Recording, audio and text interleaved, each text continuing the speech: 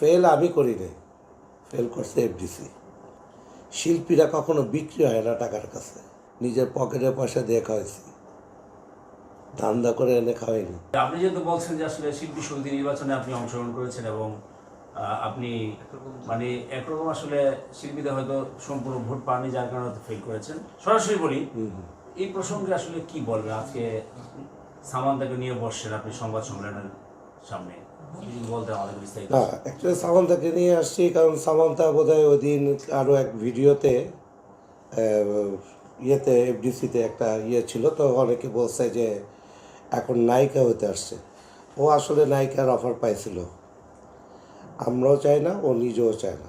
হ্যাঁ, কিন্তু ও ছোটোবেলা থেকে এফডিসিতে যায়, যেহেতু আমি এখানে যাতায়াত ছিল আমার, এই কারণে ও ছোটোবেলা থেকে যেমন পিকনিকে, তারপরে আরও যা যা আছে ওগুলাতেও যায়। কিন্তু কখন খেলাধুলা প্রত্যেকটা ইয়েতেও যায়, তো কিন্তু কখনো ওর ছবির অফার আসছিল 4টা, তার মধ্যে এফআই মানিকের আরও আগে একটা ছোটোবেলার ছবির ইয়ে ছিল, তো কোনোটাতেই আছে, যেমন আমাদের উত্তম আকাশ, কোনো ছবিতেও ইয়ে করেনি, ইচ্ছাও নাই ওর, ছিলও না। আর দ্বিতীয়ত অ্যাকচুয়ালি ফেল আমি করি নাই, ফেল করছে এফডিসি। এই শিল্পীরা আমাকে ঠিকই ভোট দিছে।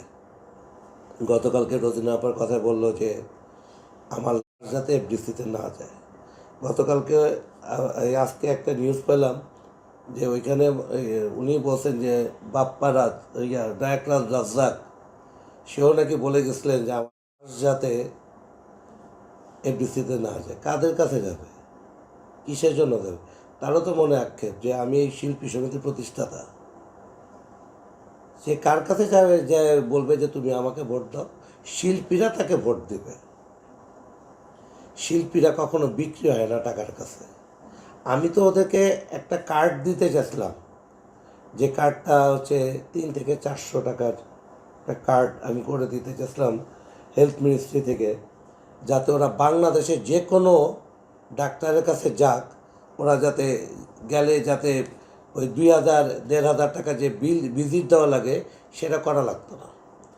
কিন্তু ওরা একদিন হয়তো বা 3 দিনে হয়তো 30,000 টাকায় ঘরে নিচ্ছে, 40,000ই নিচ্ছে। কিন্তু ওরা হেরেছে, আমি না।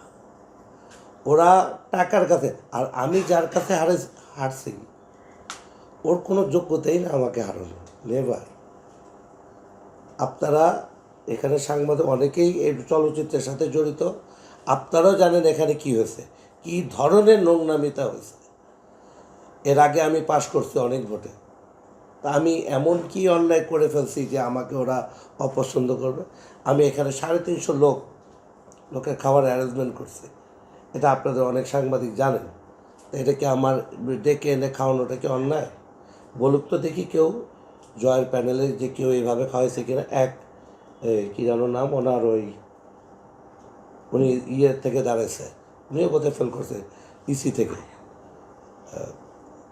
উনিও খাওয়াইছে, উনি বোধহয় 30-40 জন বা 100 জনকে খাওয়াইছে। তো এই খাওয়ানোটা কি অন্যায় হয়ে গেছে? নিজের পকেটে পয়সা দিয়ে খাওয়াইছি, ধান্দা করে এনে খাওয়াইনি।